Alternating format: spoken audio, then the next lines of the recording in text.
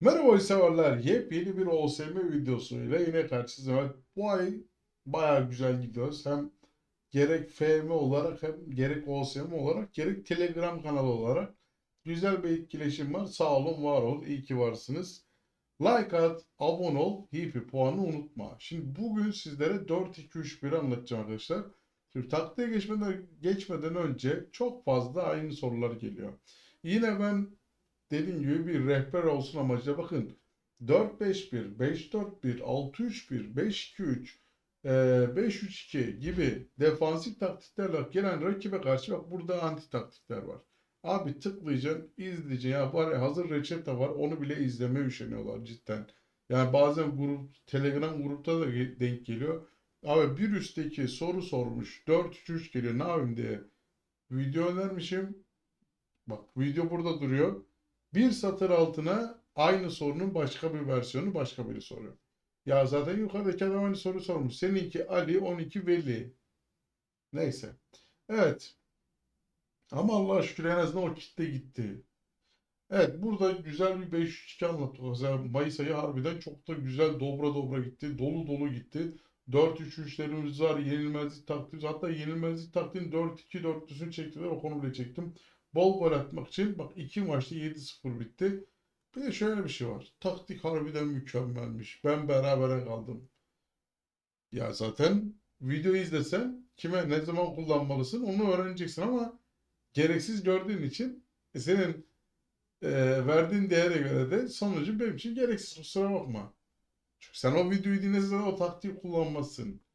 Keşke video dinleseniz de en azından hem bizim etkileşimimiz artsa hem de siz ilerleseniz. Evet bu arada katıl butonuna basarak ya da videolardaki teşekkür, HP var ya teşekkür kısmından kanala destek olmak istiyorsanız olabilirsiniz. Ee, En azından çorbada önünde tuzum olsun istiyorsanız ya katıl butonuyla platin üyelik ya da bakın platin üyelikte WhatsApp artık yok. WhatsApp grubu kalktı. Bilginiz olsun. Telegram ücretsiz. Buyurun gelin. Sohbet muhabbet dönüyor. Ben ara ara katılabiliyorum müsait oldukça. Orada da beklerim. Katıl butonuyla destek olabilirsiniz ya da videolardaki teşekkür ya da HP bölümünden de destek olabilirsiniz olmak istiyorsanız kesede bereket şimdiden. Geldik buraya. Asıl baba yere. 4-2-3-1. Kime karşı, ne zaman, niçin kullanılmalı? Güzelce anlatacağım size. Like at, abone ol, hipe puanı unutma. Evet. Sildim burada takımı. Evet burada önemli olan 4-2-3-1. Bak geldin en iyi forvetin. Aldın ileriye. Ofansif orta sahaların çok önemli. Geldin. Bunu bir defansif ya da iki tane defansif orta saha da yapabilirsin. Bir defansif bir iki ön orta saha da yapabilirsin. Şimdi ben şöyle baktığımda ben de tabii ki 4-2-3-1'e göre takımda şu an oyuncu yok. 4-3-3 genelde kurguladığım için takımı sağa sola ofansif orta saha koyarak ve bakın stoperde de şöyle dizelim stoperleri. Bu kısım çünkü güzelce dinleyin ki faydası olsun. Değsin en azından bu video zaman ayırdığına.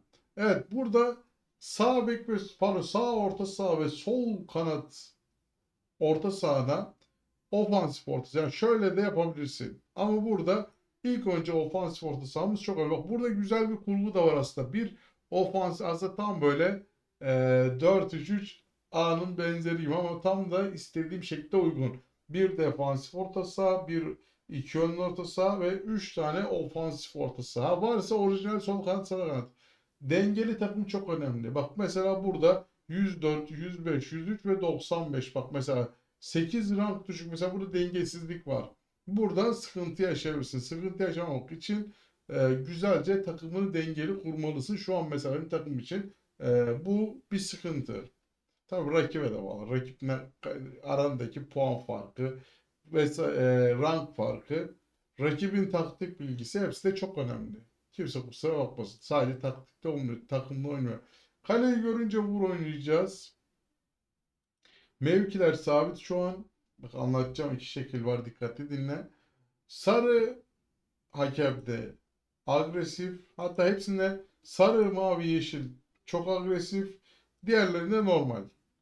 Sarı, mavi, yeşil çok agresif. Diğerlerinde normal. Bakın şimdi burası çok önemli sayılarımız. 50, 45, 59. Evet. Mevkiler sabit yaptın. Hakemi anlattım. Burası çok önemli bakın. Hakemi anlattım ve burada 4-3-3 harici aslında şu an orta saha defansa yardım etmiyor. Sabit bir şekilde.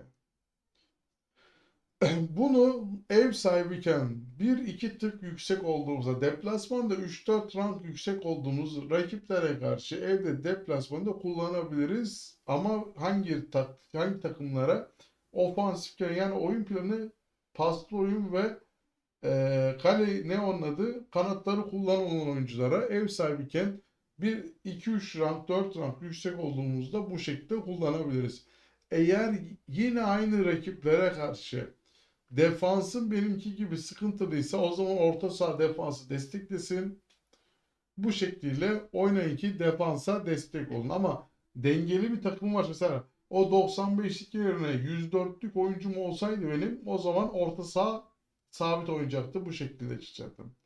Yani oyun planı kanatları kullanıp pas olan oyunculara karşı 3-4 rank yüksekken 1-2 rank düşükken burada baz alabilirsin. Evde deplasmanda kullanabilirsin. Defansın dediğim gibi dengesizse özellikle düşük bir defans hattına sahipsen orta saha defans yapabilirsin. Ama sağlam bir defans, güzel bir kaleci varsa mevkiler sabit oynar. Yani rakipte bunu karşılaştırmalısın. Ona göre karar vermelisin. Defansif gelen taktiklere karşı kolay kolay önermem. Çünkü üzebilir, sizi yorabilir. Bunu genelde dediğim gibi taktiklere karşı kullanın.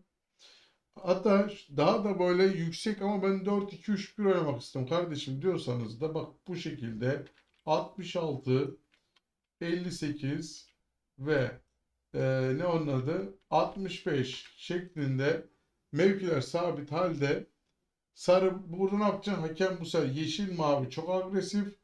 Sarı hakem agresif. Diğerleri normal olacak. Mevkiler sabit. Yine oyun planı ne yapacaksın? Kanatları kullan ve pas olan oyunlara karşı evde deplasmanda güçlüyken yani 5 rankın üstüyken bu şekilde kullanabilirsin. Kolay kolay seni üzmez. Güzel bir taktik. Farkındaysanız eski 4-2-3-1'lere karşı pardon 4-2-3-1'lere göre daha bir tık ofansif bir taktik. Çünkü bunun formasyonu farklı. Formasyon farklı olunca ne yapıyor? Bu sefer senin takım hani burada taktik kullanma fazlalığın artıyor.